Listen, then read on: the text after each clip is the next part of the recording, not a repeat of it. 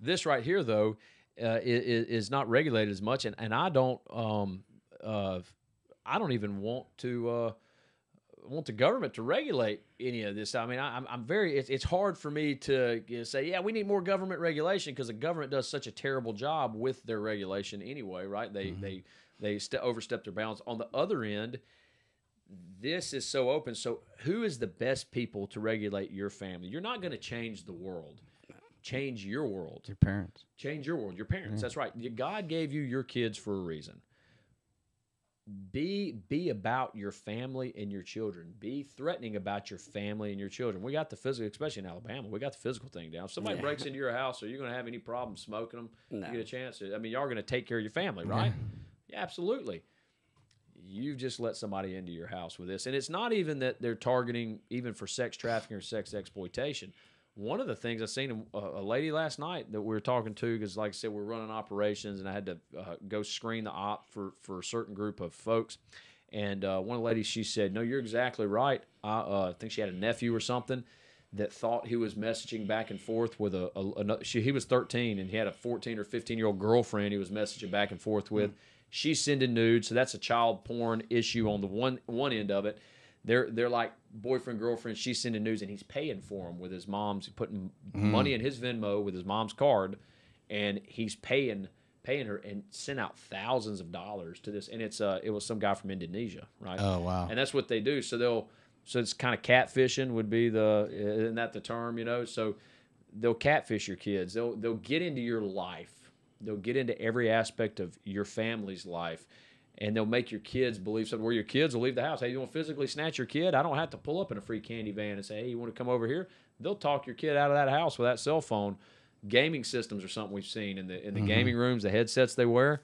A lot of talk going on in there, and we see a lot of sexual exploitation of young boys from the homosexual community out of those gaming rooms. So, because gaming rooms, it's kind of fun. I actually saw that on some show the other day. There was a terrorist, and they were communicating through gaming. And, I did think about that. I was like, you know what? That's probably one of the few areas nowadays that no one really watches or monitors. No one monitors. Yeah. It, right. So again, it's not that we want people to monitor everything in our lives, but who is the best person to monitor their own home? The person that owns the home. Mother and father need to be monitoring and watching their kids and what their kids are doing, and that will start to curb at least the impact that it has on us personally. And once we get our own house in order, I hear Jordan Peterson talk about this all the time. Once I get my own house in order, then what can I do? Well, then I can go look to impact other people's houses, help them through that process. So that's kind of my heart, and that's what I present when we go around and build awareness. You are number one. If you're a mom or a dad, if you're a husband and wife pair, obviously we got a lot of single parent homes nowadays. But if you're a husband and wife pair, or if you're a single parent home, you have to impact your kids, because when we get involved on our end with law enforcement, the problem's already happened. Yeah. They've already gotten your kid, and it's already negatively impacted. Now, that doesn't mean that there's not restoration in that. Plenty of aftercare stuff and all that. So that they can go through. But we would rather it not happen, right? So you're saying a strong community. So would you say the lack of community? So, I would say when I was growing up, not even too long ago here in Huntsville, I knew everyone on my street. I knew all the kids. I knew the older people. My dad came from, I'm 100% Cuban. My family escaped from Cuba. So we really were raised in that you go to church on Sundays, you have a sense of community. If I was going to walk to my uncle's place down on Hickory Hill to, Sherwood, whatever, he knew I was coming, but everyone knew who I was. Nowadays, even for me, so it's hard to cast dispersion on everyone, but it seems like the sense of community and the sense of belonging, people don't go to churches as much anymore. People don't do things together anymore. Right. Or everything's at your house or streaming or the internet.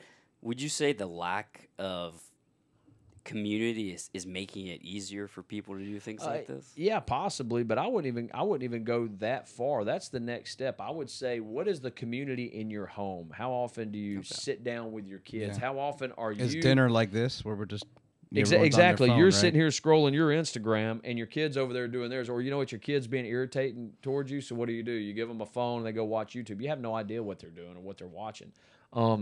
That is generally kind of what I'm talking about. But yes, I would argue the lack of community hinders our or opens us up to that threat of human trafficking within our community or child exploitation within our community.